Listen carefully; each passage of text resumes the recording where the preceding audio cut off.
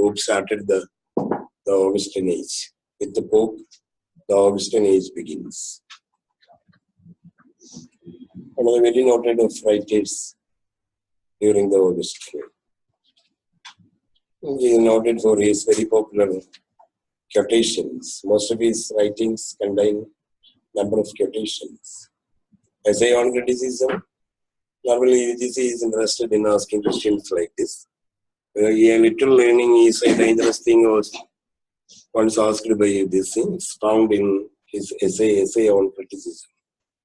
Pope actually started with his pastorals. The pastorals begin with the spring season.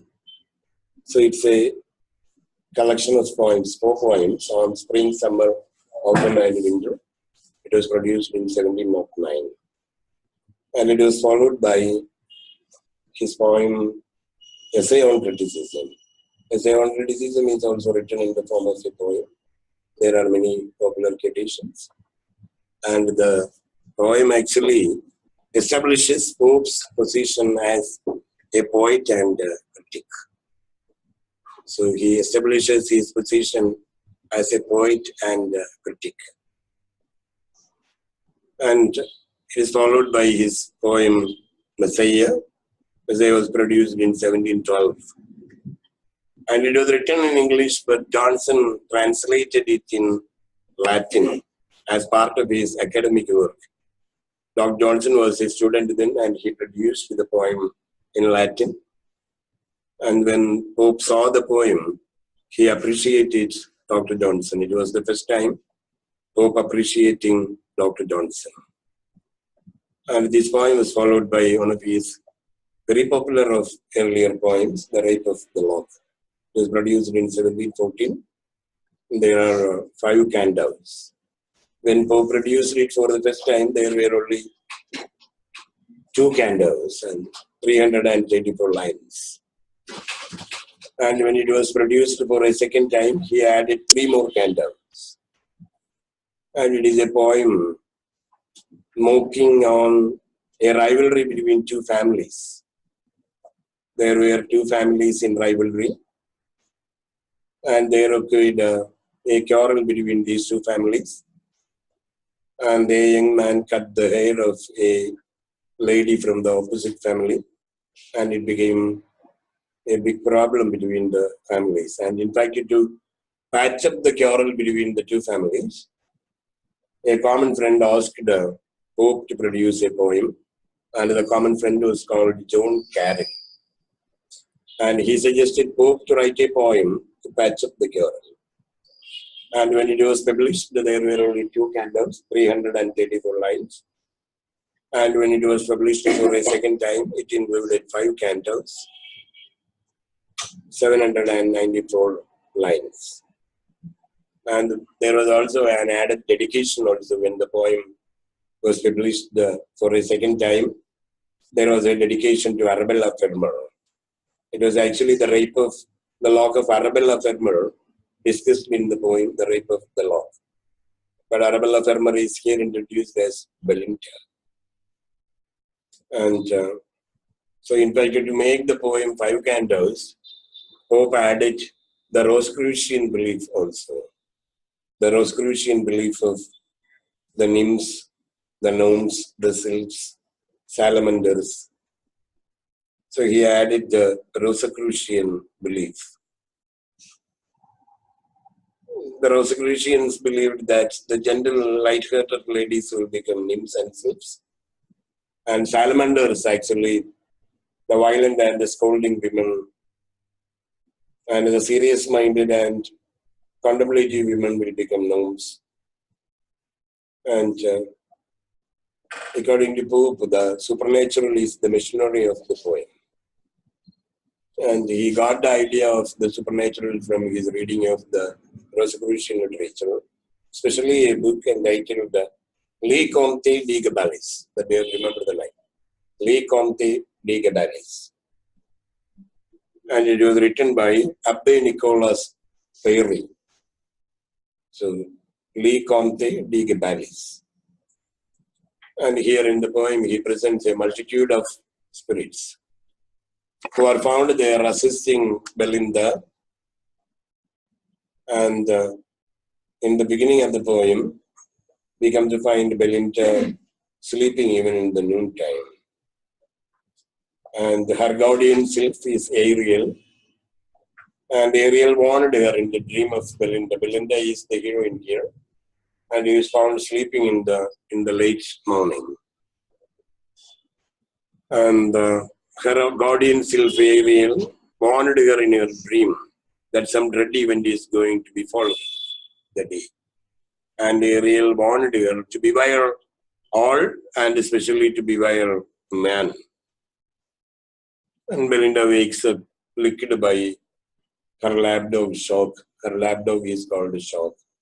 And lapdog is found licking at her feet. Belinda wakes up. And then she attends to the billet tubes, the love letters, and after all forget all about the dream. And then she prepares to go for an outing. And there are the supernatural powers aiding her. In setting her head, in dividing her hair, in folding the sleeve, in plaiting gown, and the servant, the maid servants, the maid of Belinda, Betty, is anyhow gets all the praise for all. It's all been done by the supernatural powers. And the praise goes to Belinda's maid, Betty. So we have to remember Belinda's maid, Betty, and Belinda's dog, Shock, and Belinda's guardian spirit, Ariel. And so Pope describes the various things that are found in the bedroom, in the dressing room of Belinda. So very interestingly, he says that the Bibles are also included with the petty objects like puffs, powders, patches, and billet tubes. There is Bible found in the collection. And this is a way of producing mock epic. An epic book is found included in a set of petty things, petty objects. It's a mock epic motif, presenting the Bible also along with the other petty objects. And in Canto 2, we come to find Belinda traveling by boat on the river Thames. And she is on her way to Hampton Court Palace. And that we have to remember. Hampton Court Palace. So invited to join a dinner party there. There are a few people on the boat. And the Pope describes her beauty, white bosom, and her quick eyes and lively looks. And the crowning glory of Belinda is the two ringlets dangling on her ivory necks. There were the two golden ringlets, the most attractive of things. And Pope describes them as love's labyrinths. Even when Pope didn't marry during his life, he remained a bachelor all his life. But he describes with great detail the bedroom, the dressing room of Belinda, the various things spread there, and about the beauty of Belinda. So the sparkling cross on her bosom, white bosom, then her eyes, quick eyes. She has lively looks. And the crowning glory is the ringlets that dangle on her ivory cheeks. And there was a young man on the boat named Lord Peter. And he was particularly interested in the ringlets of Belinda. And he has taken already a vow earlier to have the lock in his possession. And as the boat continues its journey, everyone is carefree except Ariel. Ariel, the guardian spirit alone, seems to be so very cautious and careful, and he alone is worried on the question of the safety of Belinda. And he has distributed the various works to the various spirits. So one sylph is asked to protect her wristwatch. Brilliantly is to guard her earrings. And Mamandilla, another sylph, is asked to guard her watch. And Crispissa is asked to guard her locks of hair. Crispissa. The name that we have to remember always. Crispissa is the one spirit who is asked to guard your locks. And on the part of Ariel, he has decided to look after the lapdog shock. And Belinda found playing a Spanish card game called the Hombre. So it was also asked by UGC once which card game that Belinda was engaged in. She was playing the card game called the Hombre, and she was always the winner because so she always had the trump. And during the card game, coffee was also hot coffee served, and rejuvenated Lord Peter with his intentions. And he had the assistance of a lady, a crony, an old lady named Clarissa. And her name was also asked by UGC. Clarissa was the only lady who assisted Lord Peter in cutting the hair on. And Clarissa is the only lady who delivers a long speech on woman morality towards the end of the poem. And Clarissa seems to be one of the important figures that we find in. And UGC once asked the question, Lord Plume is included in which poem? Lord Plume, Sir Plume is included in this poem. So anyhow, the cutting is done with the assistance of Clarissa, and when the cutting was done, a sylph was also cut into two, but the sylph recovered easily because it being a sylph. But as far as the cutting of the hair cannot be repaired, cannot be mended up, there was no possibility of mending it up, and it was so an outrageous incident. And Belinda started to cry loudly when she lost her ringlets. So it was cut by Lord Peter with the assistance of a crony named Clarissa. And the sylph at the time was cut into two, but being a sylph, it recovered soon. And Ariel was also there, weeping bitterly because of his failure in preventing. Ariel, being the guardian sylph, was found weeping because he had failed in preventing the rape of the lock. And there was a malicious sylph, Imbriel, and the name that we have to remember once again, Imbriel, another sylph, and it was a malicious sylph. She took advantage of the whole situation. She chose to increase. She wanted to increase the sorrow of Belinda, and she brought with her bottles of tears, woes, box full of woes, and dumped all of them upon the lady. And here also, Pope uses smoke-epic simile. The bag brought by Umbriel was like the bag in which Ulysses packed up all the tempest as he was returning. When Ulysses was returning after the Trojan War, there was a very tumultuous climate and there was tempest.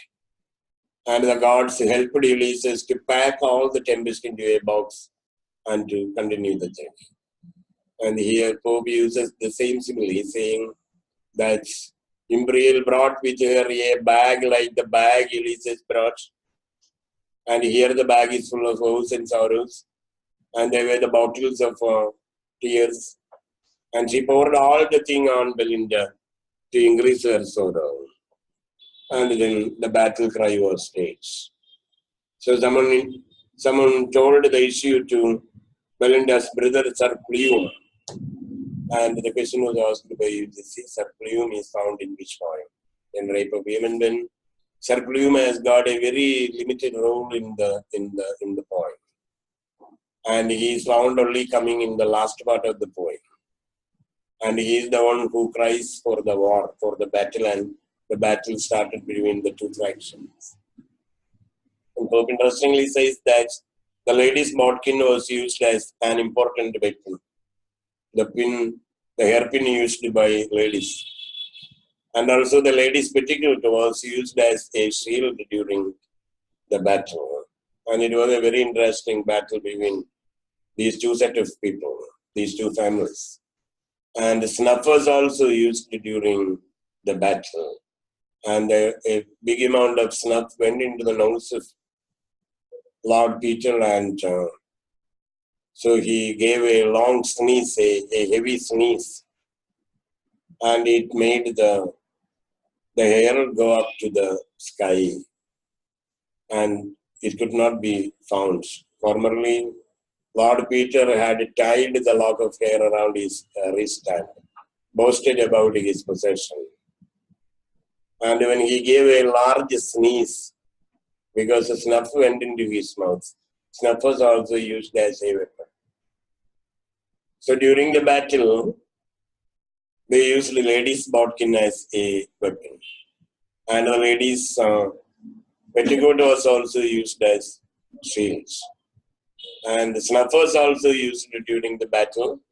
And a large amount of snuff went into the nose of Lord Peter, so that he gave a long sneeze, and so it made the lock of hair went up to the sky, and it could not be located. And the Pope interestingly says that the lock of hair has turned into a star.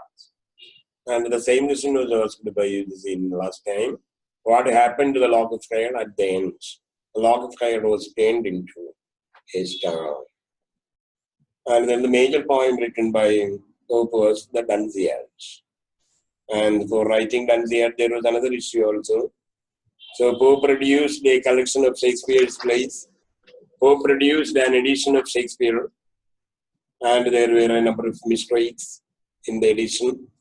And it was identified by Louis Theobald, who made an essay and an edition of Shakespeare, and the essay was titled Shakespeare Restored, or a specimen of the many errors committed by Mr. Pope.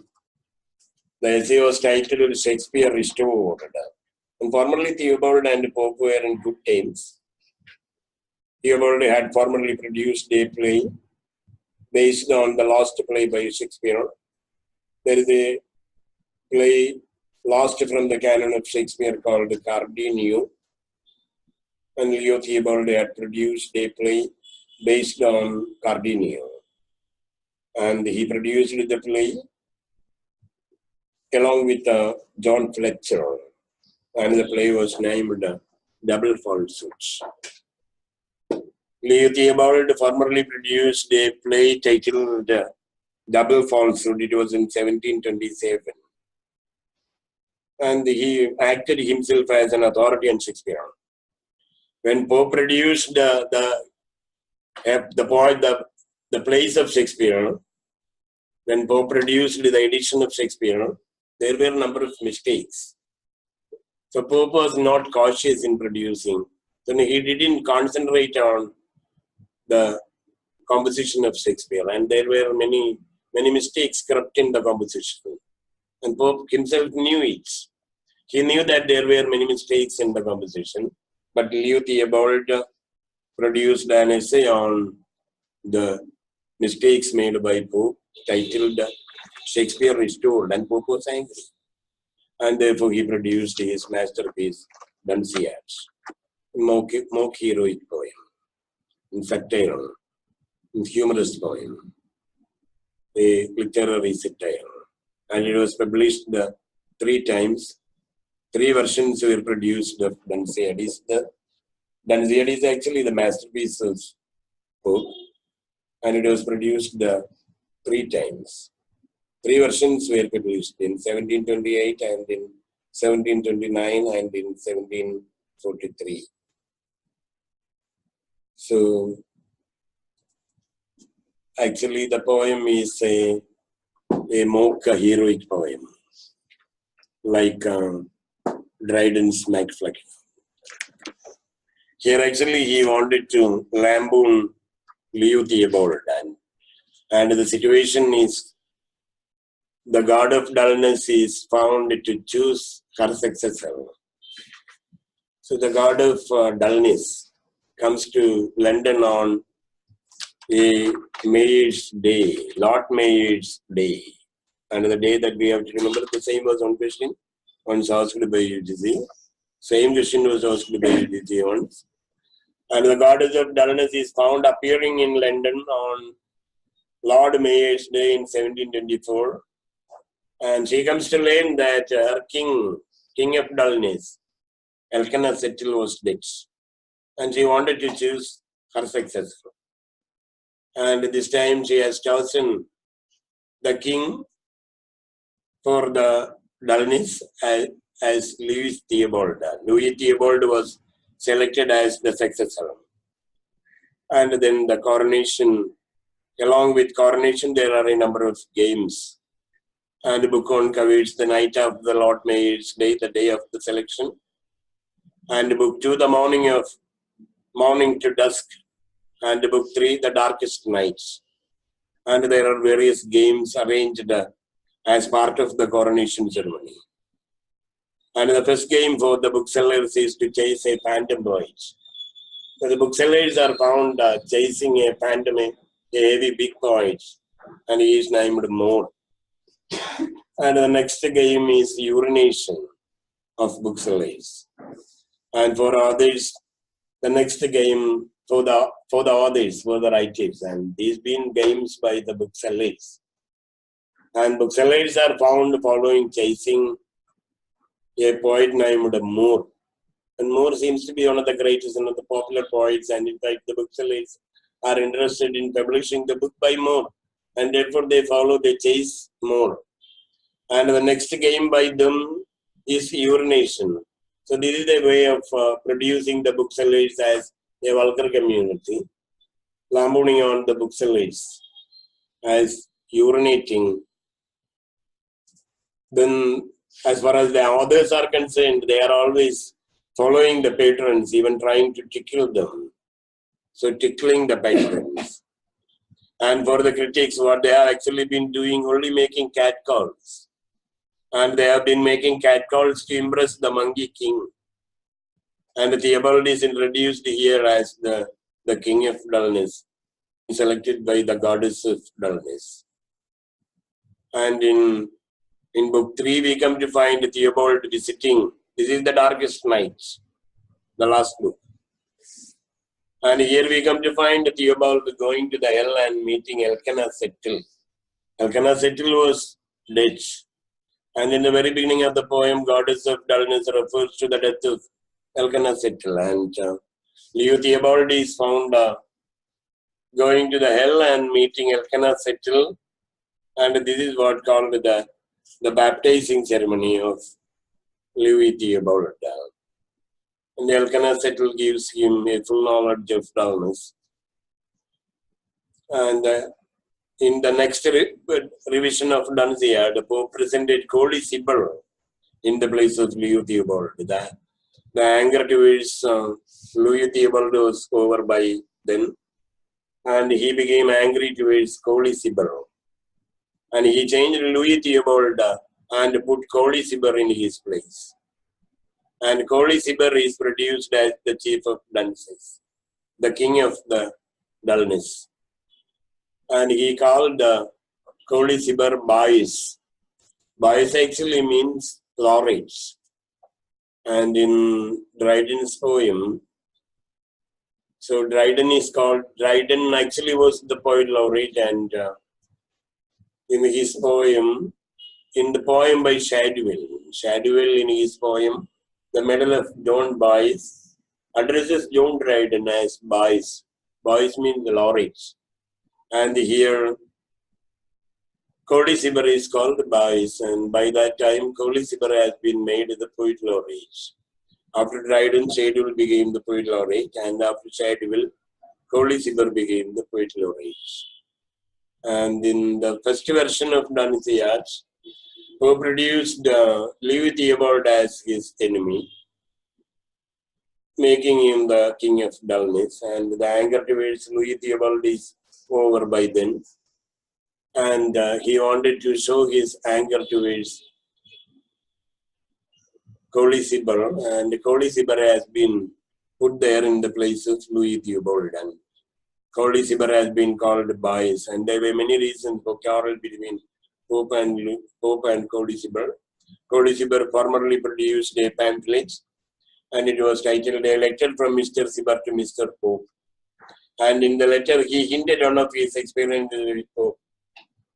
And he mentioned that it seemed difficult for him to detach Pope from a fat prostitute while visiting a brothel.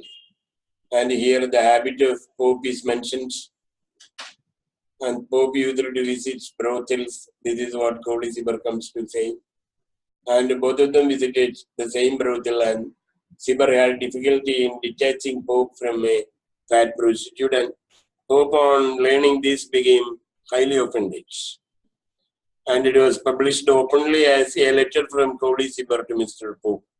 It was produced in 1742, and in the next version of the poem, he made, in the last version of his poem, in 1743, he changed Louis Theobald's name to Cody Sibber. Cody Sibber was put in the place of Louis Theobald.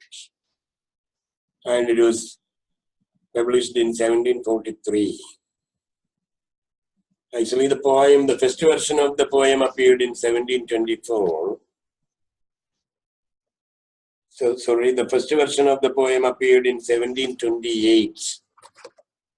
The first version of the poem appeared in 1728 because the essay of Louis Theobald was produced in 1727. The essay by Louis Theobald on Pope, entitled Shakespeare Restored, or a specimen of the many errors as well committed by Mr. Pope, was published in 1727. And the first edition of Dunciad appeared in 1728. And the edition introduces the Lord Mayor's Day that occurred in 1724. So it was in that year. So on the Lord Mayor's Day, the selection of the King of Dullness is taken place. The selection takes place on Lord Mayor's Day in 1724, and the poem was published in 1728. The essay by Louis Theobald appeared in 1727. And the last edition of Dunciad was produced in 1743 because Cody Sibber's letter was produced in 1742. It was in 1742, Cody Sibber published a pamphlet titled A Letter from Mr. Sibber to Mr. Pope. Otherwise, Pope would never have tried to produce the third version of Dunciad. Pope was happy to produce. So his anger was over with Louis Theobald when he published the first edition and the next edition, the revised edition also. And he was silent again for a few years. And he produced the next edition, the third edition, only in 1743. So because Cody Sibber produced the pamphlet in 1742. And Sibber's elevation to poet laureateship was made in 1730. And this also provoked Pope. And when Pope was alive, Cody Sibber was made the poet laureate. Cody Sibber was actually a playwright and poet who lived during the Restoration. He is also a part of Restoration comedians. We come to find a number of comedies from Cody Sibber. And Cody Sibber was the one who changed it to the sentimental comedies. From Restoration comedies, he made a shift to sentimental comedies. And it was at that time he was made into poet laureate. And it was the reason why he changed his attitude from his earlier comedy of manners to sentimental comedy. Restoration comedies are also called the comedy of manners. Restoration comedy is actually initiated by John Dryden, followed by Wycherley, Congreve, Wetheridge, Van Broom, Durfee, Cody Sibber.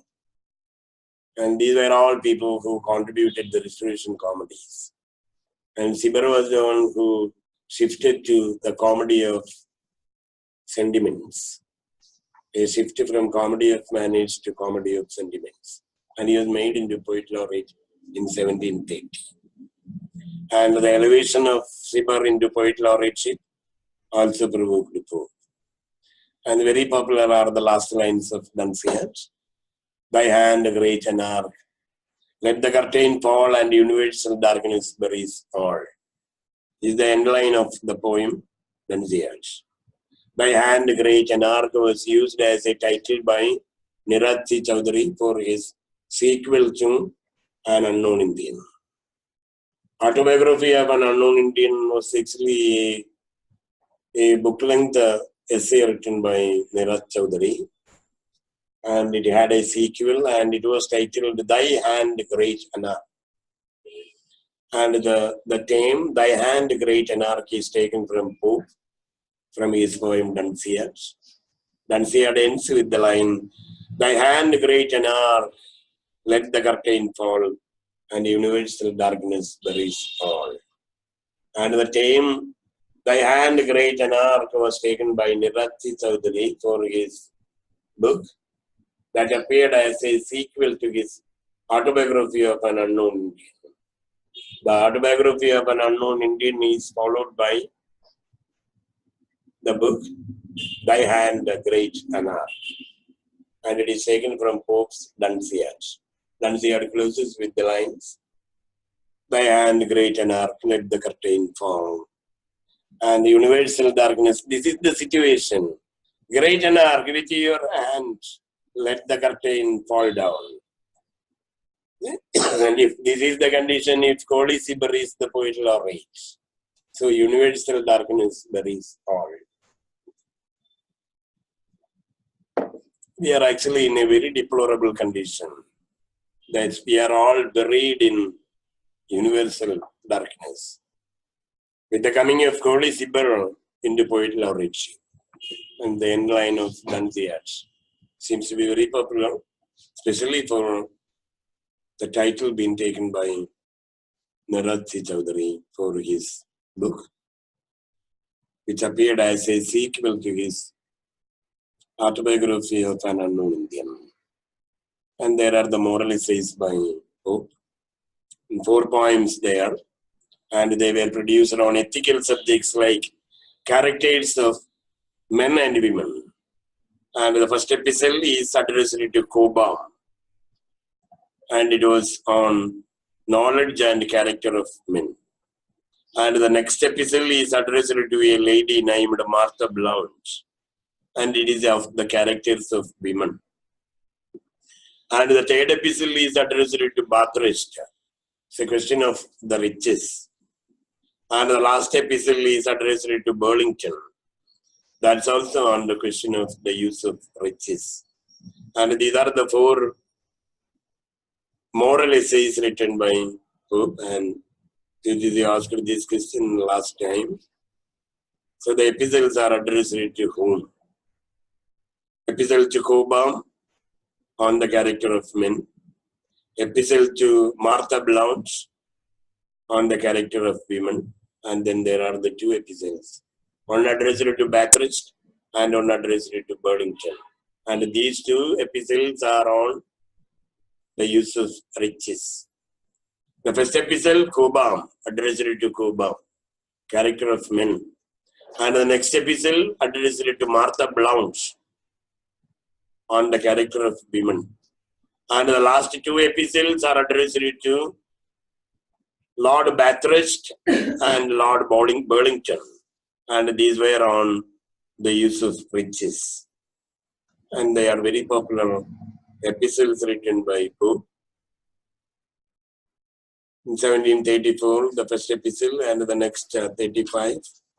And then the epistles to Bathurst and Burlington produced respectively in 1733, 1731.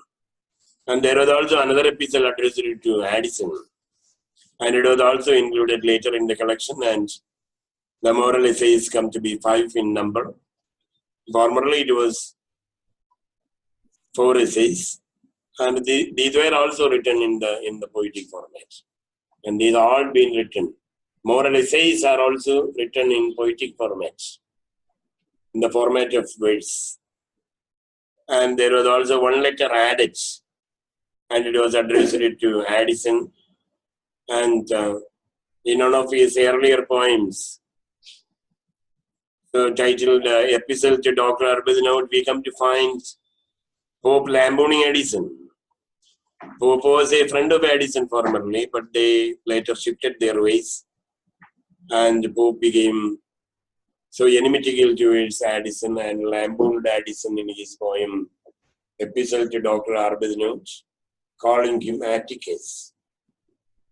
And here Pope comes to write a letter addressing Addison, and that's also included in the moral essays as the fifth letter. There were 4 poems when it was published for the first time.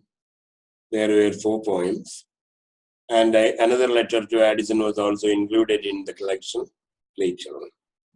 And in 1735, he produced the Epistle to Dr. Arbuthnot. And Arbuthnot was a very close friend of Alexander Pope, a friend and a member of his club, Scribblerius Club. The Scribblerius Club had a few members, and John Gay and Alexander Pope, Jonathan Swift, and John Arbuthnot were the prominent members there. And Pope produced a lecture addressed to Dr. Arbuthnot, and this is entitled Epistle to Dr. Arbuthnot. It's a very popular poem, and there are 490 lines written in heroic couplets, and imitating the Horatian method of satire. And the poem was published before the death of Arbuthnot. Arbuthnot died 8 weeks after the publication of the poem. And the poem gave rise to idioms like damn with vain praise. Is one of the very popular of idioms used in the poem. And it appears in the Atticus passage. And we come to find a different combination of words. Damn, negative word, and praise, so a positive word. But they are combined together, so that it's called an oxymoron title. Damn with vain praise. And there are many notable lines in the poem. Actually, it lampoons the writers like Addison, and speaking about his friendship with Dr. Arbuthnot. And Dr. Arbuthnot was a very popular man, and he was also a member of the Scribblerius Club. Formerly, Arbuthnot produced a pamphlet titled Law is a Bottomless Pit. And in the pamphlet, he introduced for first time what an archetypal Englishman will be. So the archetypal Englishman is introduced by John Arbuthnot, the doctor, in his pamphlet called Law is a Bottomless Pit, and it was produced in 1712. The pamphlet Law is a Bottomless Pit was produced in 1712, and in the poem, he introduces the archetypal Englishman. And the letter addressed to Dr. Arbuthnot contained 419 lines. And there is one special area called the Atticus passage. And we come to find Joseph Addison being lampooned there as Atticus. And John Harvey is lampooned there as Sporus. And Addison has been introduced as a man of great talent, but his talent has been diminished by fear and jealousy. And Harvey has been introduced as a sexually perverse person, so an eunuch, a malicious, absurd, and dangerous person. And he has been called Sporus. Sporus was a slave under Emperor Nero, and he was a person with no sexuality, with neutralized sexuality. And Nero wanted him to marry a lady and to suffer the pain of marriage. And the Pope produced Addison as Atticus and Harvey as Sporus to lampoon these two people. And the reason why Pope produced them in such position was that so formerly he had faced bitter attack from the members of the Little Senate headed by Addison. And Addison actually didn't prevent the others from attacking Pope. And what Pope could do, he was provoked into attacking them through a satire. And the opening lines of the poem, very noticed. Shut the door, good John. Fatigued, I said. Tie up the knocker. Say I'm sick, I am dead. Shut the door, good John. And the John here refers to John Arbuthnot. John Arbuthnot. And Pope produced again a few poems, like an essay on man, and a philosophical poem, and this is also produced in heroic couplets. And actually, he actually wanted to produce this poem as the centerpiece of his ethics, and he wanted to imitate Aristotle's concepts of the great chain of being. And the poem has got a message. It is to vindicate the ways of God to men, and it imitates John Milton's justify the way of God to men.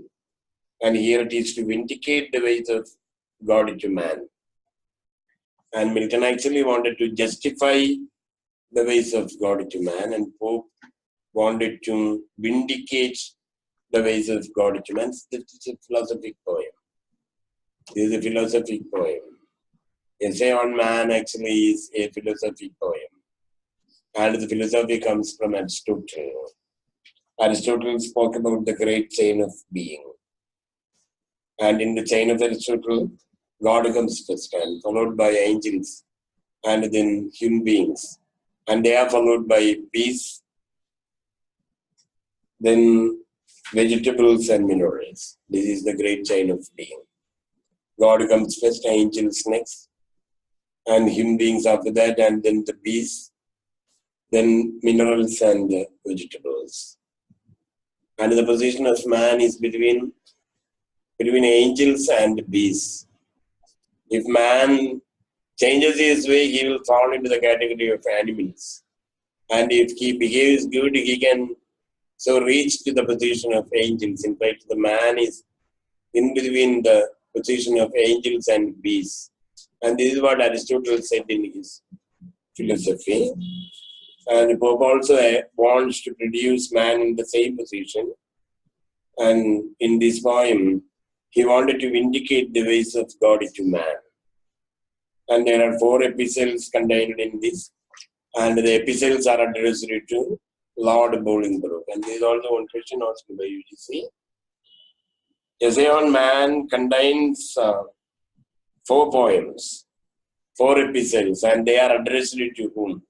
These 4 epistles are addressed to Lord Bolingbroke. And in his essay on Man, we come to find the essays addressed to, the poems addressed to Lord Bolingbroke. But in his moral essays, the epistles are addressed to Cobham, Martha Blount, Bathurst, and Burlington. And here we come to find another Lord, and the letters are addressed to Lord Bolingbroke. Essay on Man, written in the format of 4 epistles. Essay on Man is really a philosophical poem by Pope. Pope actually wanted to complete the poem, but he could not complete the poem. It was unfinished poem by Pope. And he wanted to produce the poem as the centerpiece of his ethics, as a philosophic poem. And there were 4 letters written by him, 4 verse letters written by him addressed to Lord Bolingbroke. And the poem doesn't actually follow the Christian ways. And it challenges the anthropocentric worldview. So man being important in the worldview. This is the Christian way. And therefore the poem is not solely Christian. And there is the assumption that man has fallen and he must seek his own salvation. So this is the ethical question discussed by Pope. And the poem consisted of 4 letters addressed to Lord Bolingbroke.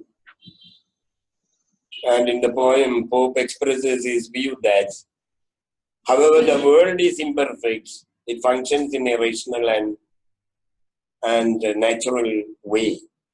It functions in a natural, based on natural laws and in a rational fashion. And according to him, the proper study of mankind is man. And Voltaire greatly admired this poem.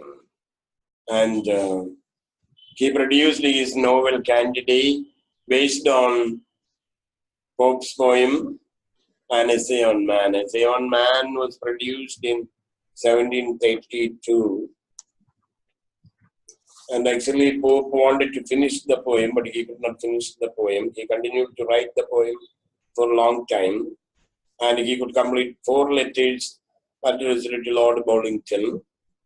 And it is philosophic poem. Philosophic letters are they. And Pope wanted to vindicate the ways of God to men.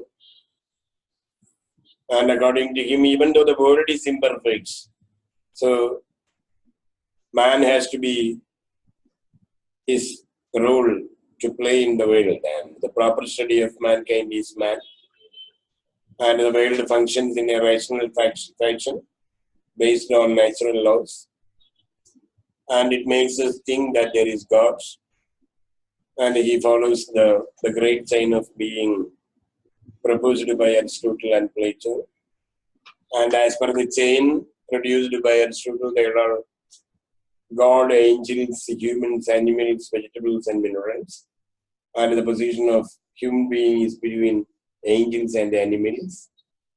And it is a very precarious position. If man behaves in a bad way, he will fall into the category of animals. And if he behaves in a good way, so in an angelic manner, he can be included in the category of angels. And this was the position of human beings, according to Plato and Aristotle, the great chain of being. And the same great chain of being is followed by Pope also in his essay on man, speaking about man's role in the universe. And it is a challenge against the anthropocentric worldview. And this is not solely Christian. The poem is not solely Christian, even then Pope was a man so too immersed in religion. He was a strong Catholic. And it is against the Catholic concept also. And speaking about the 4 humans, blood, plum, yellow bile, and black bile. And then he speaks about astrological orders also, sun, moon, planet, and stars. And there are also references to the 4 elements like fire, air, water, and air. And he refers to the elemental powers of the universe, speaking about the role of man. And the poems are written in the format of letters, and they were addressed to Lord Bolingbroke. And formerly he had written another set of poems called moral essays, and they were also constituted of letters, but the letters were addressed to Cobham, Martha Blount, Bathurst, and Burlington. And here the poem is addressed to Lord Bolingbroke. And you have to remember always. So his poem, Essay on Man, addressed to Lord Bolingbroke. And we now refer to the editions of Shakespeare by him, 1725. He brought out an edition of Shakespeare's work in 1725, and Jacob Johnson was his publisher. And this edition contained some shortcomings, and it was this edition that prompted Louis Theobald to produce an essay on Pope. Shakespeare issued in 1726, and it was this essay that made Pope to write his Dunciad. And the Pope attacked Theobald as the king of dunces.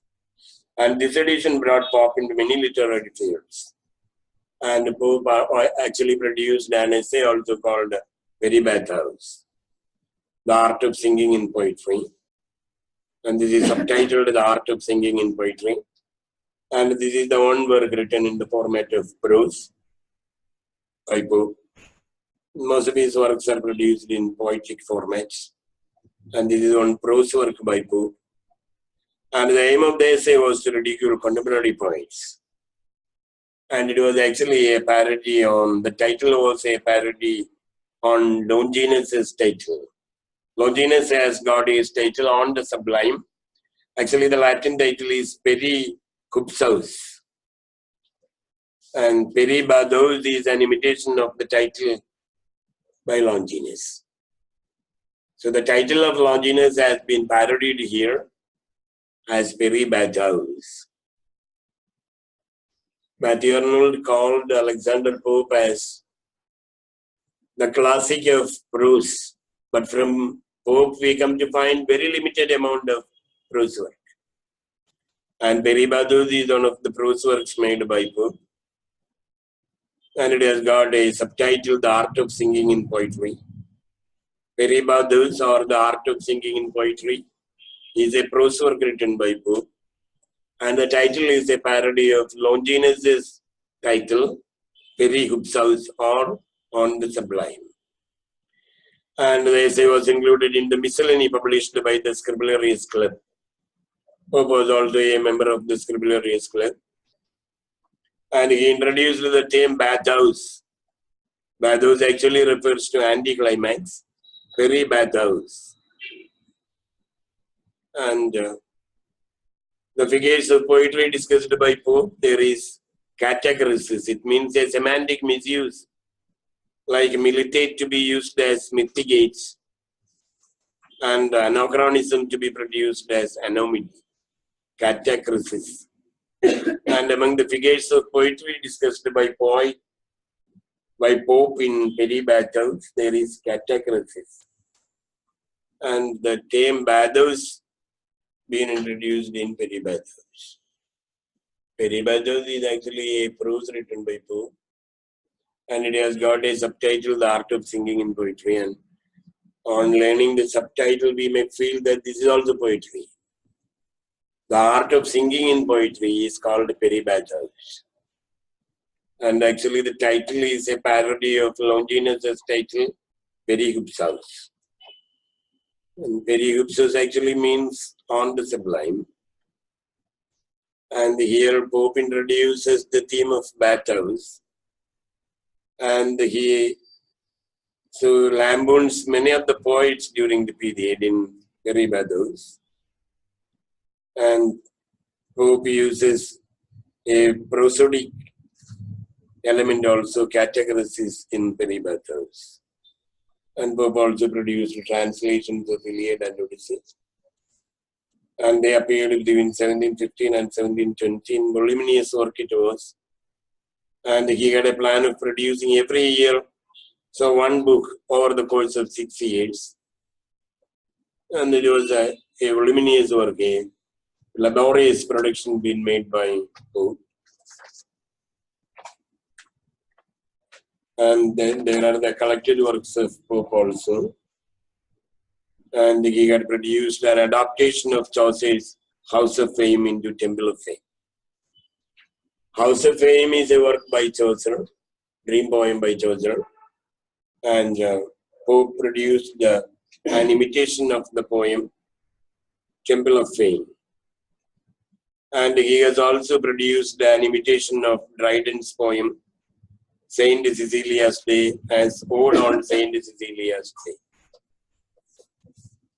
And then he had produced another poem titled Eloisa to Abelard. Eloisa to Abelard. Eloisa to Abelard. And it speaks about the loneliness of a rejected female lover. And the poem is modeled on Ovid. And following the Jacobin rebellion in 1715, so there were strict measures taken against the Catholics, and Pope was forced to move from London to a villa in Twickenham. And when he started staying in Twickenham, he was called the Wasp of Twickenham. The Wasp of, one who bites, the Wasp of Twickenham. And in his old age, Pope spent his days so doing horticulture in his estate and landscaping. And he also even designed a grotto, a cave that still remains today. Spending his time doing horticulture, landscaping, and designing a grotto. Grotto is cave. And Pope maintained that he had produced a grotto, but no angel, no water nymph, but a grotto. That there is a stream passing through the grotto. The cave still remains there, made by Pope. And in 1735, he published an edition of his correspondence with various people. And it is titled, he produced in 1735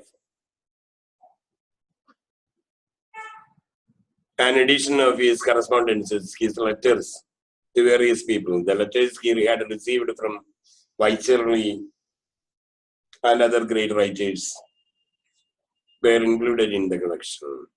He produced a collection of his correspondence in 1735. And two satirical dialogues modeled on Horace.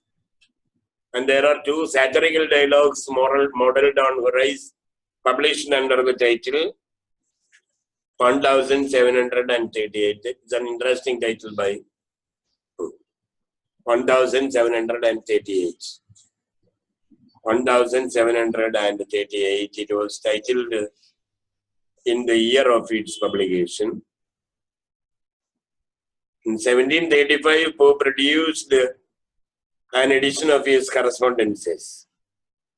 In 1738, he published a collection of dialogues, two satirical dialogues modeled on Horace, under the title 1738, 1738, but written in words. 1738 was published in the year 1738, and it contained two satirical dialogues modeled on Horace. And he had also produced a poem, Elegy on the Death of an Unfortunate Lady. Elegy on the Death of an Unfortunate Lady. It was not a long poem. It had only 82 lines. And it was a melodramatic poem on the suicide of a lady known to Pope. Essay on the Death of an Unfortunate Lady, also written in the form of poem. And it had only 82 lines. And it speaks about the suicide of a lady known to Pope. And there is also one popular poem from Pope called Ode on Solitude. And normally this is one poem prescribed for the degree level students in the universities. So one of the interesting poems written by Pope, Ode on Solitude, and it is also called The Quiet Life. And this is one poem being prescribed for the degree students. The Quiet Life. And one line in The Quiet Life reads like this: happy the men whose wish and care a few paternal acres bounds. Happy the men whose wish and care a few paternal acres bounds. And if the man who receives paternal support, if a man receives a few paternal acres, he is a happy man whose wish and care are bound in a few paternal acres. So a man who lives in a village normally will be receiving some property as inheritance from his father. And Pope was also a man who received some acres of land as inheritance from his father. And he always cared for quiet life in village.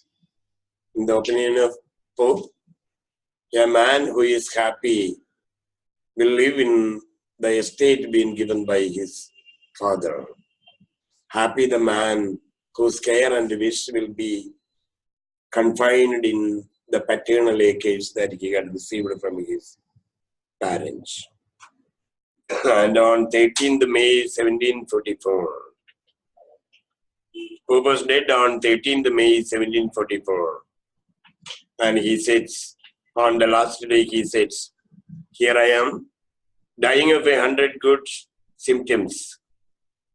And he understood that it was the day of his death.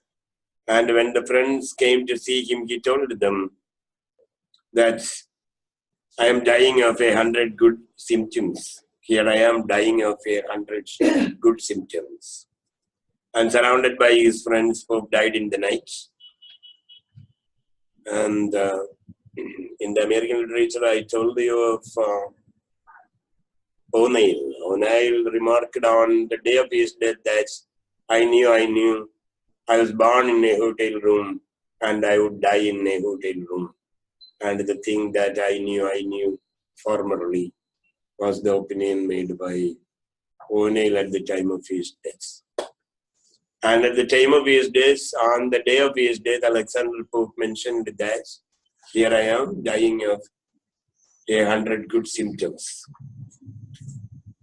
And he died in the night surrounded by his friends.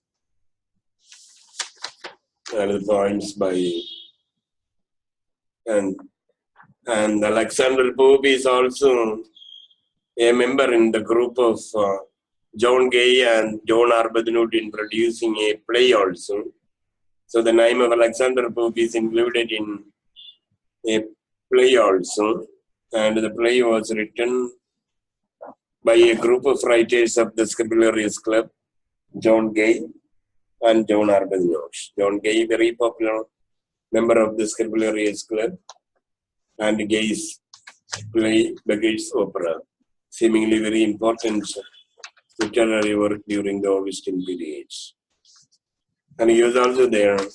He was a close associate of the Scapularius Club, and these three were together in producing a play titled 3 Hours After Marriage, and the play was produced in 1717.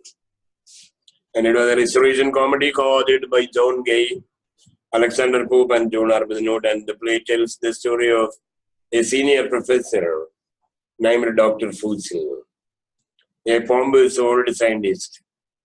And he is found getting married with a young woman and who is beset by two rival suitors, and he is cornered by two rival suitors.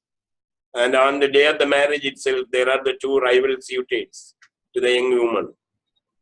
And they try to win her affections behind the pompous old scientist named Dr. Fusil. Dr. Fusil has married a young lady on the day, and he has brought the lady also with him to his house.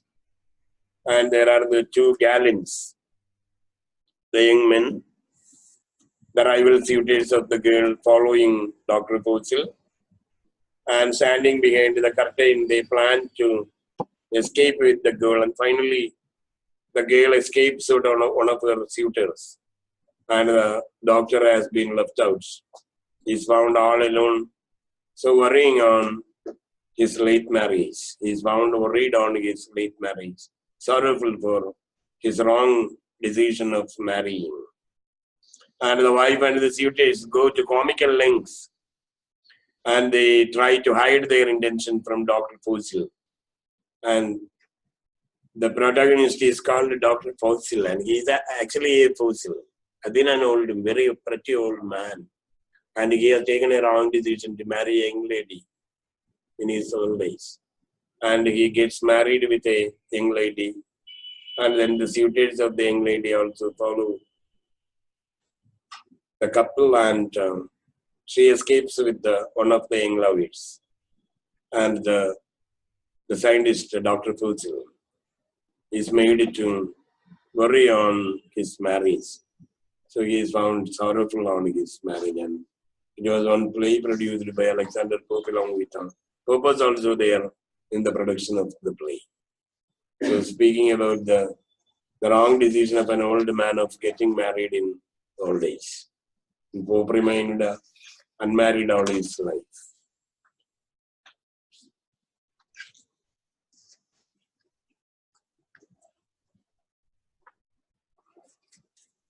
And his poem, The Temple of Fame, was actually inspired by Chaucer's poem, House of Fame. And Temple of Fame is also a poem of dream vision, and there are 524 lines in the poem. 524 lines in the poem.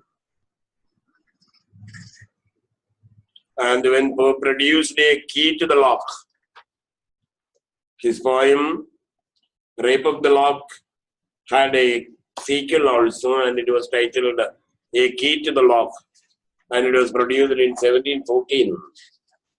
And for the poem, Pope used a pseudonym also, and the pseudonym was Esdras Barnivich. Esdras, E-S-D-R-A-S, Esdras Barnivich, B-A-R-N-I-V-E-T-T. Esdras Barnivich. Esdras Barnivich was a pseudonym used by Pope for his. Now, Johnson was born in 1709, and he is regarded as the last of the Augustines. He was born in Lichfield, and he is popular for his birth in Lichfield. He started his school also in Lichfield. And whenever we remember Dr. Johnson, we remember his birthplace also. And one of the earliest works written by him was on Mr. Richard Savage, who was a friend of Dr. Johnson while he was studying at the Pembroke College, Oxford. While studying there, he used to visit the room of Mr. Richard Savage and enjoyed the hospitality of Richard Savage also. And the biography was published anonymously, and it was later included in the lives of the poets, the lives of the eminent poets. And Richard Savage was a London poet and friend of Johnson, and Savage died in 1743. And the biography contained many details of Savage's account of his own life. Savage was born in a noble family, but he was disowned at the time of his birth. And he suffered a lot during his childhood, but he obtained some inheritance later at his life, and he became a drunkard, and he wasted all his money, and he was a libertine. And Dr. Johnson used to visit him and enjoyed his hospitality, and Savage died in 1743. And the biography contains many details of Savage's account of his own life. And there are the claims that he was the illegitimate child of a noble family who quickly disowned him at his birth, and Savage led a controversial life. And Johnson actually used the biography to question a few ethical issues, and the biography became a success and is described as one of the best short biographies. The biography on Richard Savage is considered as one of the best short biographies in English. It was the beginning of the short biographies. And it was actually not Johnson's first biography. In 1740, he wrote short biographies of Jean-Philippe Barratier, Robert Blake, and Francis Drake.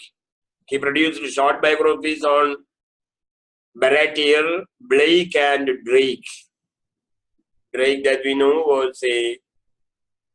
was a person who was working in the underground and a pirate. Drake was a pirate, and who was awarded knighthood by Elizabeth and was called Sir Francis Drake.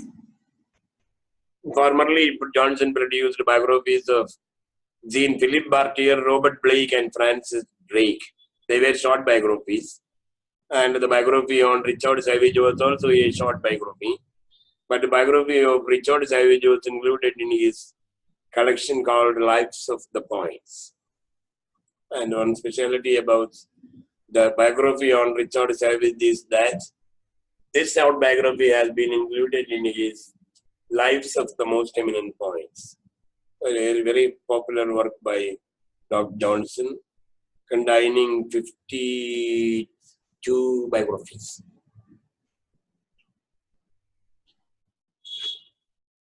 And Johnson used to spend his time with Savage. He was also a poet and playwright, and Johnson also participated with him drinking and merriment. So Johnson enjoyed the hospitality of Richard Savage, and Richard Savage became a very close friend. And Savage was at the end led into the Dutchess prison, lost all his property, and was thrown into the Dutchess prison. And he remained there for some time, and after all died in 1743. And Dr. Johnson produced a biography on Richard Savage and published it anonymously.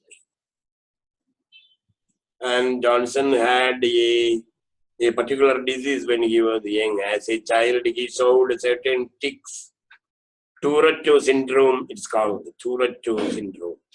Tourette syndrome. So it's like wrinkling his forehead. He was in the habit of wrinkling his forehead quite often. Whenever he engaged in conversation, he used to wrinkle his forehead, and this is what called the Tourette disease, and it continued all his life. And this type of a tic is part of a Tourette syndrome, and Johnson had such a tic all his life. And then his poems, London in 1738. So it's a poem in 263 lines, and it imitates the Roman classic poet Juvenile's tale satire.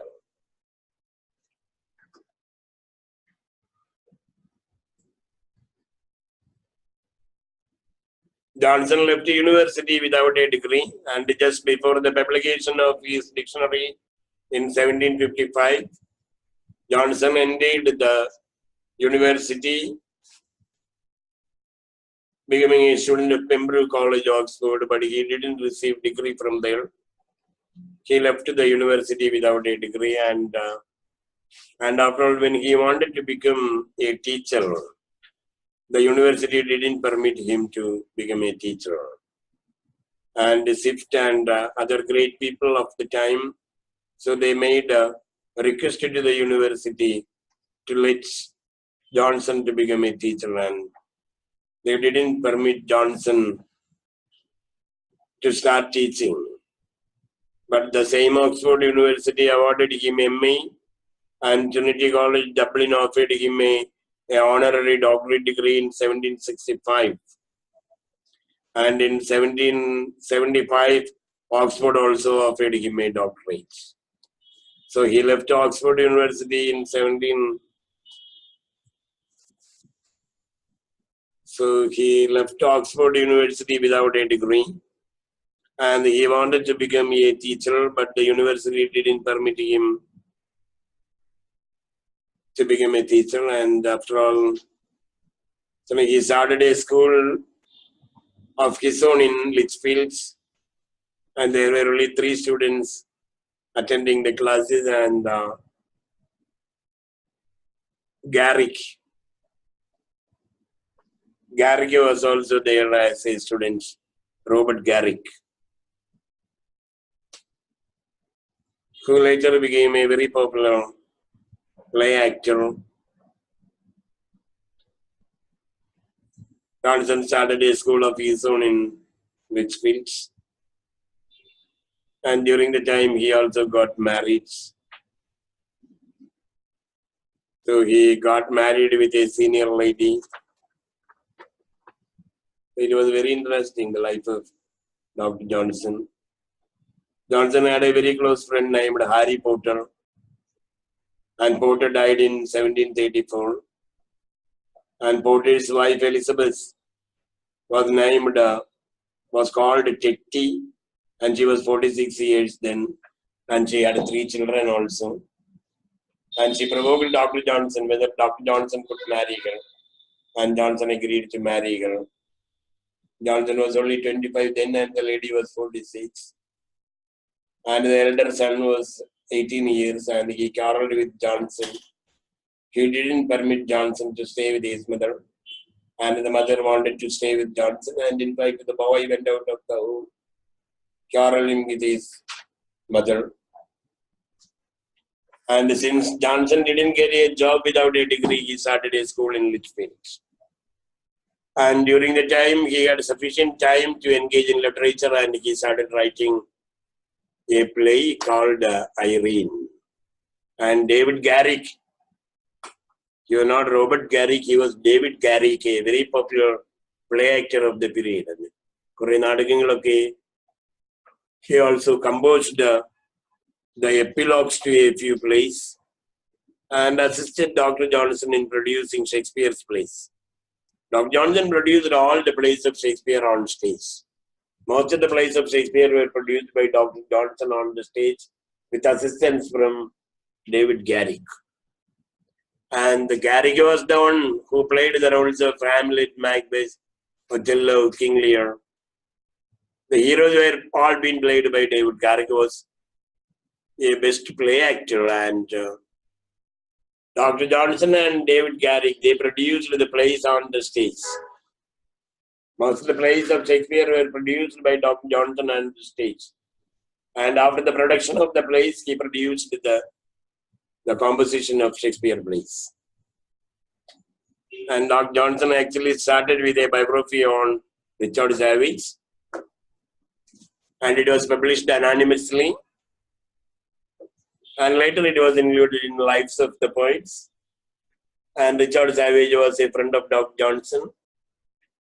And it is believed that he had born in a royal family, but he was disinherited at the time of his birth. And towards the end of his life, he was put in the debtors' prison, and he had a miserable death there.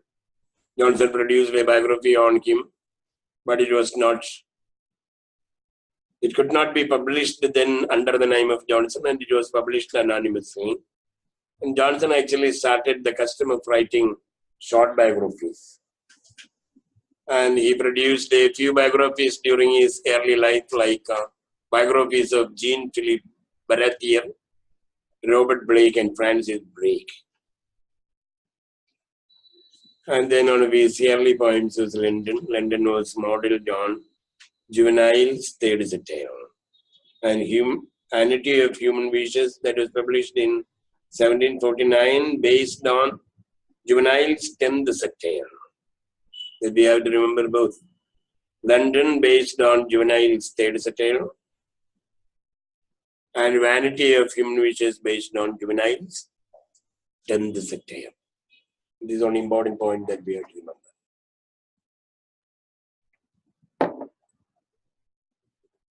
London is a poem in 263 lines. So it imitated the Roman classic poet Juvenile. The third satire of Juvenile is imitated in London. And Johnson wanted to follow the neoclassical school by imitating classic masters. And it was a custom started by Pope. And London was also published anonymously. By the time Johnson was not popular. Therefore, this poem was also published anonymously. And Pope praised the poem, and it was the second time Pope praising Johnson.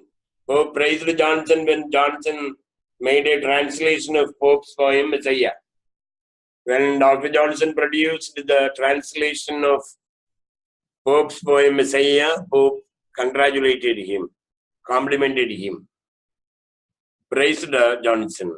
And it was the second time Pope praising Johnson. When the poem London was published, Pope praised Johnson for a second time, and the first praise occurred when Johnson translated in Latin Pope's poem Messiah.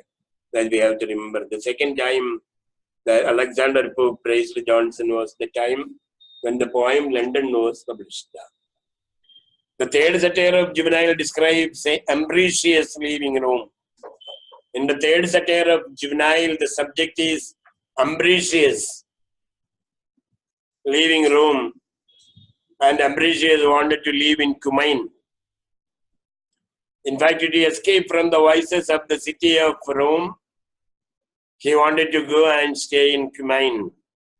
Ambrosius actually loved Rome. The hero in Juvenile's third satire is Ambrosius. Ambrosius loved Rome, but the vices in Rome forced him to leave the city and to reach Cumain. In Johnson's poem, it is Thalys. Here it is Thalys, who traveled to Cambria to escape from the problems of London. Thalys loved London, but the vices of London forced him to escape to Cambria. Cambria is Wales. Cambria is a place in Wales. So in Juvenile's poem, we come to find Ambrosius leaving Rome to reach Cumain. And in Johnson's poem, London, we come to find Thalys leaving London to reach Wales, Cambria. And the various problems in London are emphasized here. So there are questions of crime, corruption, and the squalor of the difficulties, the poverty of the poor. These all are the problems faced by London during the periods. And because he could not stand in the problematic conditions in London. In London, there are a number of crimes taking place every day, and corruption is there. And then the difficulties of the poor people. And Thalys is not in a position to continue in London. Even though he loved London, he is made to leave London and to reach Wales. And the third satire of Juvenile speaks about Ambrosius leaving Rome for reaching Cumain. And here Thalys is found leaving Rome to reach Cambria or Wales. And the third satire of Juvenile is here modeled on the poem London. When Johnson translated in Latin the poem Messiah, Pope appreciated him. And Pope appreciated Dr. Johnson for a second time for his poem London. London seemingly a poem even appreciated by Alexander Pope. The characters of malice, rapine, and accident conspire to attack London and there are the conspiracy made by malice, rapine, and accident. Literature, malice is there, rapine is there, and accident. These three are conspiring to attack London and its people. And the poem begins with the line, "Thou grief and fondness in my breast rebel, when injured Thalys bids the town farewell," is the beginning of the poem. "Thou grief and fondness in my breast rebel, when injured Thalys bids the town farewell." So when Thalys is found bidding farewell to the town, the poet is filled with grief and fondness in his breast to rebel, the injury being meted out to Thalys. London, 1738, one of his earlier poems. Johnson actually started with the biography of the life of Mr. Richard Savage. Richard Savage. And one of his earlier poems was London, modeled on Juvenile's third satire. And Vanity of Human Wishes, there is subtitle also, the 10th satire of Juvenile imitated. London, the third satire of Juvenile imitated. Juvenile was a Roman classic poet. And Johnson was interested in writing about the classic times, to imitate the classic style. And therefore he imitated Juvenile's third satire in London, and the 10th satire of Juvenile imitated in the Vanity of. So the human beings have number of wishes.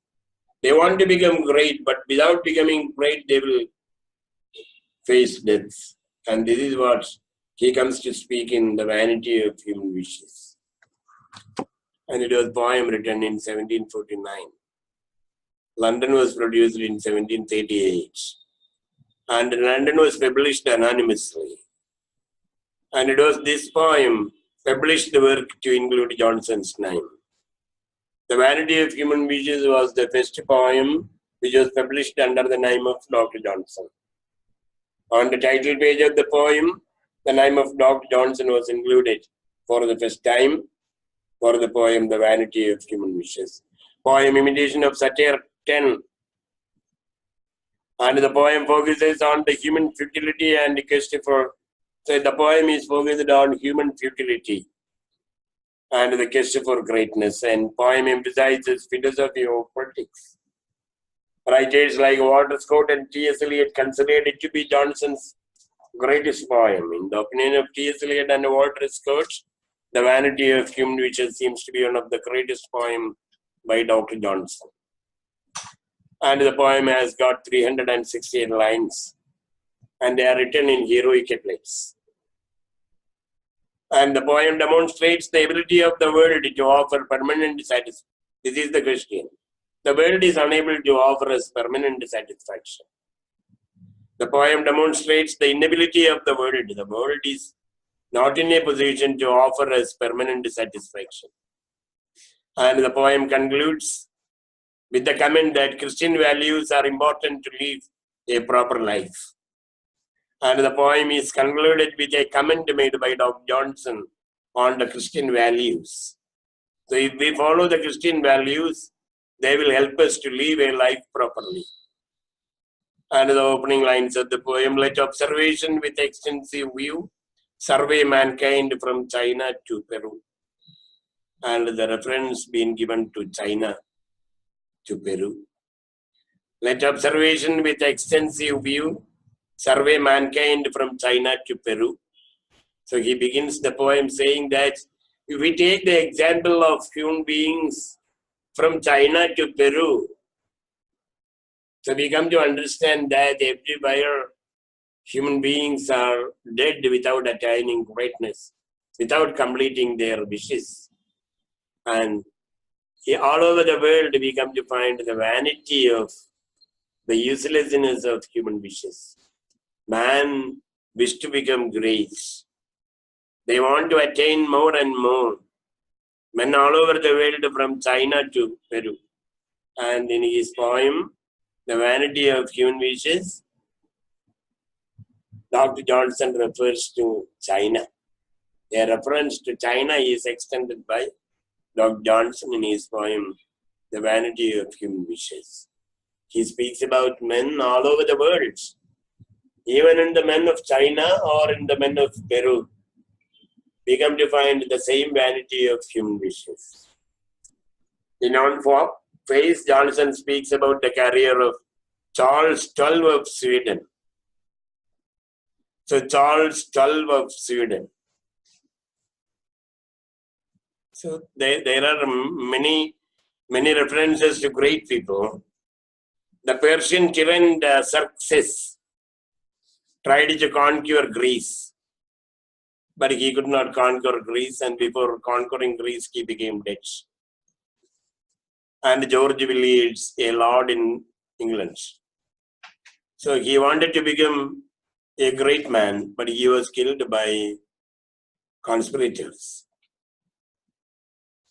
And Harley, he was died because of a disease. And Wentworth, another politician, he ended up his life by being murdered. And William Laud, another great lord, he was executed. And Charles XII of Sweden was defeated. So he was defeated in 1709. The Swedish conqueror Charles XII was defeated. The great people were defeated. And in his poem Juvenile in his 10th satire spoke about Hannibal, and Johnson speaks about various people. Juvenile spoke about Hannibal, the great Roman conqueror, Hannibal was a Carthaginian hero, and he could not also complete his invasions. And Juvenal speaks about the vanity of Hannibal's wishes. Hannibal was a Carthaginian hero who could not complete his invasions. And in his poem, Johnson speaks about the vanity of the human wishes of various great people, like the Persian tyrant Xerxes, who could not conquer Greece and who became dead before completing his conquest. Villiers killed by assassins. Harley died of disease. Wentworth ended up murdered. William Laud was executed. And Charles XII of Sweden was defeated. And Johnson never believed that military conquest should end in disaster. And this man, Charles XII of Sweden, never believed that military conquest should end in disaster. And in the poem, there is an interesting passage also. And in that passage, Johnson refers to the life of a writer. And he gives his own example in the line. There mark what ills the scholar's life assign. So the life of a scholar like me, assailed by what and what? Toil, envy, want. The garret and the jail. A small room and the jail. The word garret was first used in the first edition. It was used in the first edition. So their mark what ills the scholar's life assails. Very interesting. So a comical reference is out there in the lines. When the poem was published for the first time, Johnson wrote the lines, their mark what ills the scholar's life assail. Toil, envy, want, the garret and the jail. The garret refers to a small room and the jail. But when the poem was published for a second time, he changed the word garret into patron. Toil, envy, want, patron and the jail. Because Lord Chesterfield was the patron of Dr. Johnson.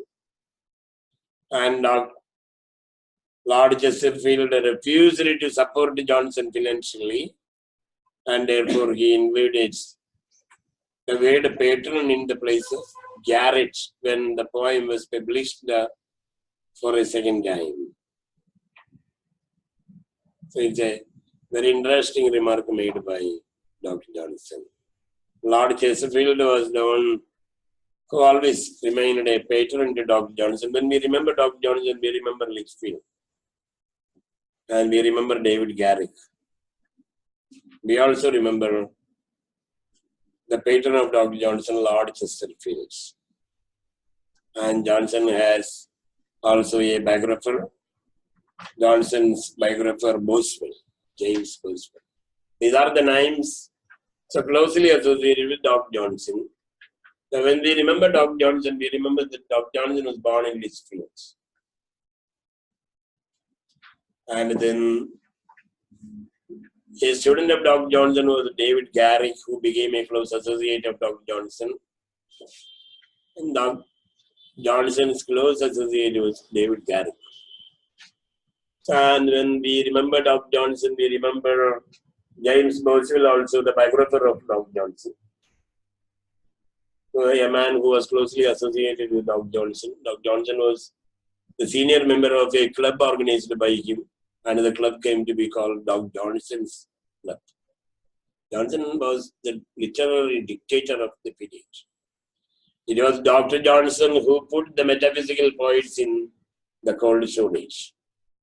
And he wanted people not to read the poems of John Donne and the others. Johnson was actually a dictator of literature.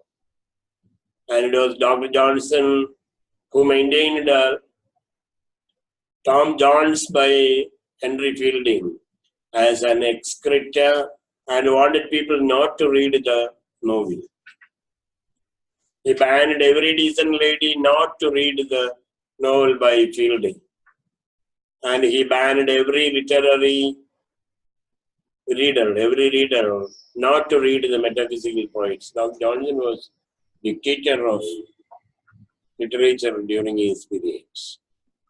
And whenever we remember Dr. Johnson, we remember Lord Chesterfield also. And in the poem, there is an interesting reference made by Dr. Johnson about his own life. And the lines are there. Mark what ills the scholar's life assign. The ills that the scholar's life been attacked are.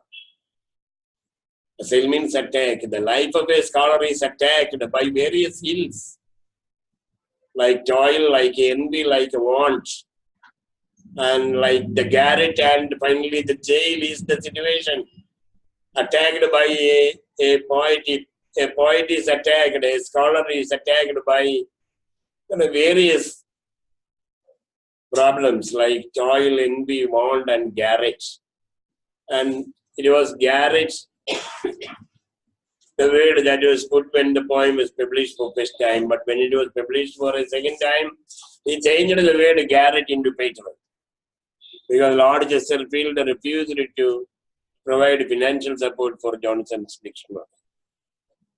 Johnson actually wanted to produce dictionary, and when he was preparing his dictionary, Lord Chesterfield refused to provide him financial assistance. And therefore, he changed the word garret into patron. Johnson included patron in the place of garret. Also included in the dictionary the definition of a patron. And the definition of a patron also been very interestingly given by Dr. Johnson in his dictionary. Commonly a wretch. A patron is commonly a wretch who supports with insolence and is paid with flattery. So who supports with insolence. So without any interest, he supports. Gudamaya Uddeshwarayittan support and he has been paid with flattery. And this is what a publisher is, a patron is. A commonly wretch who supports with insolence. And this is also a very popular poem by Dr. Johnson. And he speaks about the vanity of human wishes. And a number of people being included here. The end of number of people being included here. So like Democrates, like Thomas Wolsey, like Cardinal, Thomas Wolsey, the Cardinal, and Persian Tyrann de Xerxes, George Villiers, Harley, Wentworth, Charles Chulf, and William Laud. These are all great people, but they could not satisfy their wishes. They died without attaining their final wishes. So this is what normally we come to find in the life of people from China to Peru. And telling examples are there. The Persian Tyrann de Xerxes, so he tried to conquer Greece but failed in the attempts, could not complete. And George Villiers, he also wanted to be a great lord, but he was killed by assassins. And Harley, he wanted to make a lot of scientific studies, but died of disease. And Wentworth was another lord who ended up murdered. And William Laud was also a great priest who became executed. And Charles XII of Sweden was defeated. And Democrates and Thomas Wolsey, these all had to end their life without satisfying their wishes. And in the 10th satire, Juvenal spoke about Hannibal, and Johnson speaks about various people, great people. And Juvenal speaks about the life of Hannibal, the Carthaginian hero. And he could not complete his conquest, and he was also dead without satisfying his wishes. And Charles XII was very courageous, and he was called Iron-Headed Charles. And Charles XII was called Iron-Headed Charles. And he rode on horseback for 15 days. from Constantinople to Sweden. This man, Charles XII of Sweden, rode on horseback for 15 days from Constantinople to Sweden without taking rest, crossing Europe. And it is compared with Hannibal crossing Alps by Juvenile. Various comparisons have been made between Juvenile and the contemporary great people. Normally what happened in the life of man is that man is forced to die before attaining his wishes. And wishes are a vanity. And this is what the vanity of human wishes, greatly appreciated by T.S. Eliot and Walter Scott. Walter Scott and T.S. Eliot considered the poem as one of the greatest of poems by Doc Johnson. Doc Johnson produced his first poem, London, in 1738, and he produced his next poem, Vanity of Human Wishes, in 1749. And in the poem, he uses the word garret in a particular line while referring to his life. So in his life also, he has got a number of problems. He is made to toil, and he is made to envy, and he has got a number of mourns. And he has been staying in a garage. And finally, he will have to stay in jail when we look into the life of Lord Strange. So jail. And he was forced to change the word garret into patron when the poem was published for a second time. So in 1755, Chesterfield refused to provide financial support to Johnson for his dictionary. And Johnson was forced to change garret into patron. And in his dictionary also, he gives a very interesting definition of a patron.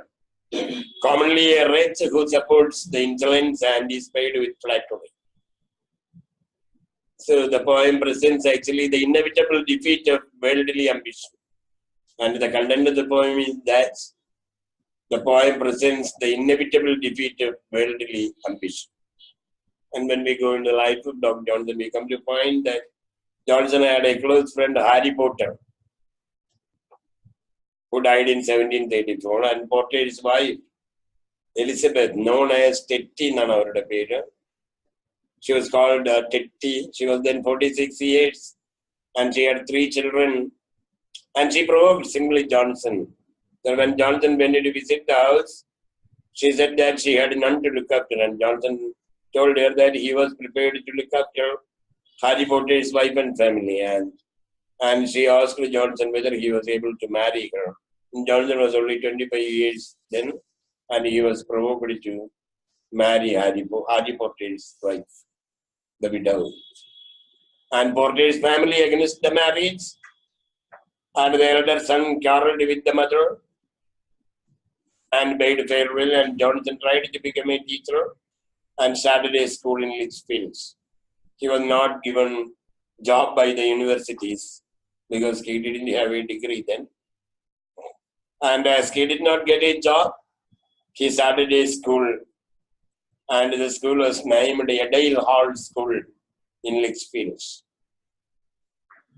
So he started a school named Edale Hall School, and he had only 3 students. David Garrick was also a student in the Edale Hall School in Litchfield. And during this time, Johnson got sufficient time to write his first major work, a historical tragedy, and it was titled Irene. Irene was Johnson's only play. And it was produced taking a few years. He started in 1726 and continued to write until 1749. When he was young, he started to write, and he was able to complete only in 1749. Johnson's only play, and it was performed in 1749, and it was done by one of his friends and peoples, David Garrick. And the source of the story of Irene was from Richard Knowles, Richard Knowles' General History of the Turks. And it was a historic account of the Turks written by Richard Knowles. And it appeared in 1603. And the source of Irene being taken from Richard Knowles' General History of the Turks. And in Knowles' work, Muhammad, the Sultan of Turkey, conquers Constantinople and captures a Greek Christian named Irene. Muhammad, the Sultan of Turkey, conquered Constantinople and captured a Greek Christian girl named Irene. And he decides to make her his wife. He actually wanted to make Irene his wife. And while he is romantically involved with her, he forgets his kingdom. And the people of his kingdom approached him and complained to him that he had been concentrating on his mistress and not on the welfare of the people. And when riots began, he kills Irene and shows his dedication. When the people complained that he had not been showing dedication to his country and only showing dedication to his mistress, he killed Irene and showed his dedication to his people. And Johnson produced various variations also to the story. And here Mahmud asks Irene to change into a Muslim. And actually in the story, in history,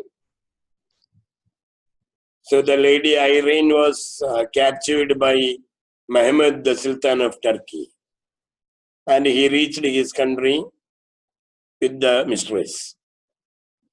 And when he concentrated on the lady, so he lost interest in administering his people. And the people crowded and intimated him that he has not been showing dedication to rule his country and showing dedication to his wife alone. And in fact, he becomes offended, killed the lady, and showed dedication to the people. And in fact, to prove to the people that he is dedicated to the people, so he kills Irene. Is what Richard Knowles speaks in his history.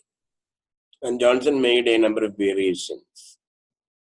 So Mahmud asks Irene to change into a Muslim.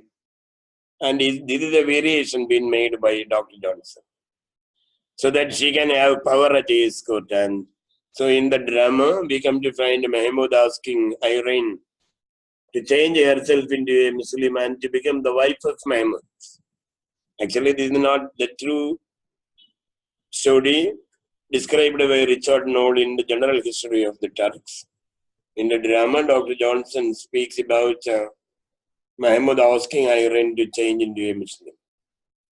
And Irene takes up the deal and denounces her virtuous friends. And Irene has got a virtuous friend named Aspasia. And Aspasia was very devoted to the Catholic faith.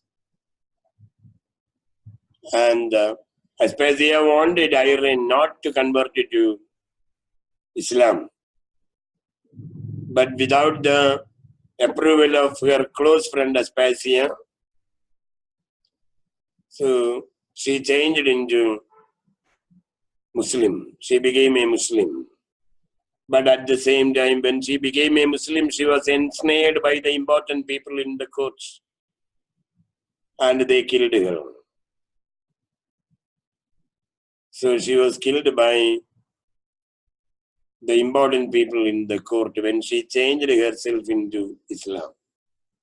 Actually, in Richard Knowles' story, the Sultan of Turkey, Muhammad, captures from Constantinople a lady named Irene and brought her along with her virtuous friend Aspasia. And he had made Irene his mistress. And his concentration became on Irene. And he didn't actually concentrate on the administrative function. And when the people complained about his partiality in dealing with his mistress and the people, he killed the mistress in front of the people and proved his dedication to the people. And this is what Richard Knowles tells in his History of the Turks. But Johnson makes a few variations. In Johnson's edition, in Johnson's version, Muhammad wants Iran to change into Islam. And her friend Aspasia, a very close Catholic friend, Aspasia, the name that we have to remember always, who was in love with Demetrius, a Greek soldier. Aspasia was actually in love with a Greek soldier named Demetrius. Aspasia seemingly one of the important of people introduced in the play Irene. Aspasia was a strong Catholic and she wanted Irene not to convert to the other belief. But Irene is prepared to change to the other belief, and when she becomes a Muslim, the important people ensnared him and killed her. And Sultan, on learning the innocence of Irene, when the Sultan learned the innocence of Irene, he became distraught. So he became very sorrowful, and he left the country and started to wander as a friar. ഒരു ഫ്രയറിനെ പോലെ അയാളുടെ